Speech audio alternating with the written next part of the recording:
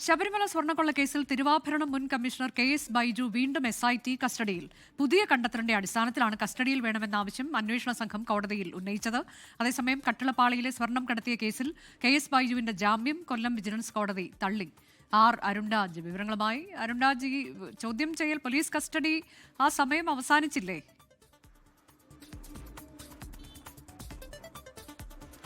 Anuja, police കസ്റ്റഡിയിലെ ചോദ്യം ചെയ്യൽ അവസാനിച്ച ശേഷം കോടതിയിൽ ഹാജരാക്കുകയും അടുത്ത മാസം 5-ാം തീയതി വരെ ഇപ്പോൾ KS ബൈജുവിനെ റിമാൻഡ് ചെയ്യുകയും ചെയ്തിട്ടുണ്ട്. രണ്ട് കേസുകളിലും KS ബൈജുവിന്റെ ജാമ്യാപേക്ഷ കോടതി തള്ളുകയാണ്.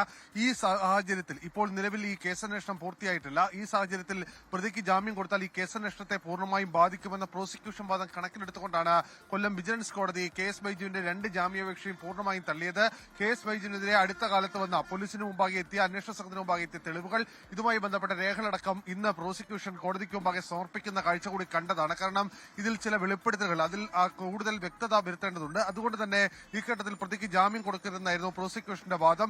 രാവിലെ ഈ KS ബൈജുവിനെ കസ്റ്റഡിയിലെടുക്കാനുള്ള പ്രധാനപ്പെട്ട തീരുമാനം വന്നത് പത്മകുമാറിന്റെ മൊഴിയുടെ അടിസ്ഥാനത്തിലാണ് എന്ന സൂചന കൂടി പുറത്തേക്ക് വരുന്നുണ്ട്. കാരണം ഈ ദ്വാരപാലക ശില്പങ്ങളിലെ ഈ സ്വർണ്ണപ്പാളികൾ പുറത്തേക്ക് കൊണ്ടുപോകാൻ അന്ന് അനുമതി നൽകിയത് ദേവസ്വം ബോർഡ് ജീവനക്കാരുടെ അനുമതിയും ദേവസ്വം ബോർഡിലെ അംഗങ്ങളുടെ അനുവാദത്തോടെയും കൂടിയാണെന്നായിരുന്നു KS ബൈജുവിന്റെ ഈ മൊഴി. ഈ മൊഴിയിൽ നിന്ന് വ്യത്യസ്തമാണ് പത്മകുമാർ നൽകിയത്. ഇത് രണ്ടിൽ ഒരു ക്ലാരിറ്റി വരുത്തുക എന്നുള്ളത് കൊണ്ടാണ് ഈ KS ബൈജുവിനെ ഇന്ന് കസ്റ്റഡിയിലെടുത്ത് ചോദ്യം ചെയ്തത്. എന്തായാലും 4 മണിക്കൂർ നീണ്ട ചോദ്യം ചെയ്യൽ അവസാനിപ്പിച്ച് കോടതിയിൽ നൽകിയ KS ബൈജുവിനെ അടുത്ത മാസം 5-ാം തീയതി വരെ ജുഡീഷ്യൽ റിമാൻഡിലേക്ക് വിട്ടിരിക്കുകയാണ്.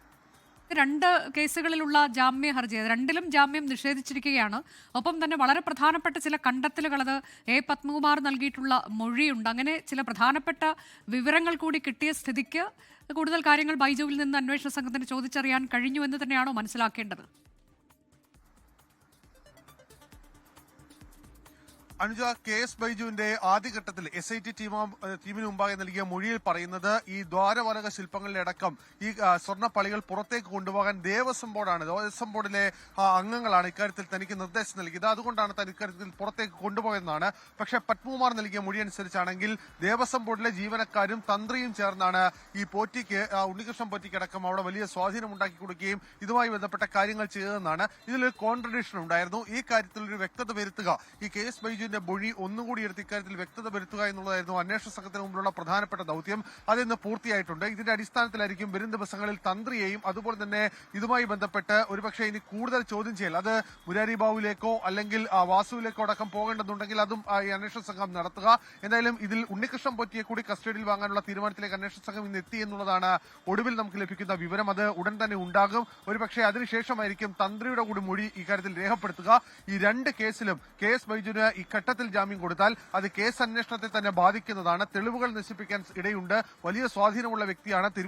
തിരുവിതാംകൂർ ദേവസ്വം ബോർഡിന്റെ ചുമതലയിലിരുന്ന വ്യക്തിയാണ്. തിരുവാഭരണ കമ്മീഷണറായിരുന്ന വ്യക്തിയാണ്. അതുകൊണ്ട് തന്നെ ഇയാൾക്ക് ഈ ഘട്ടത്തിൽ ജാമ്യം കൊടുക്കരുതെന്ന് ആവർത്തിച്ച് പ്രോസിക്യൂഷൻ വ്യക്തമാക്കുകയായിരുന്നു. പ്രോസിക്യൂഷന്റെ വാദം നേരെ മുഖവിലേക്കെടുത്ത കോടതി ഈ ഘട്ടത്തിൽ ജാമ്യം നൽകാൻ, രണ്ട് കേസുകളിലും ജാമ്യം നൽകാൻ കഴിയില്ലെന്ന് വ്യക്തമാക്കിയിട്ടുണ്ട്. എന്തായാലും ഇതുമായി ബന്ധപ്പെട്ട് ഹൈക്കോടതിയെ സമീപിക്കാനാണ് നിലവിൽ KS ബൈജുവിന്റെ അഭിഭാഷകന്റെ തീരുമാനം.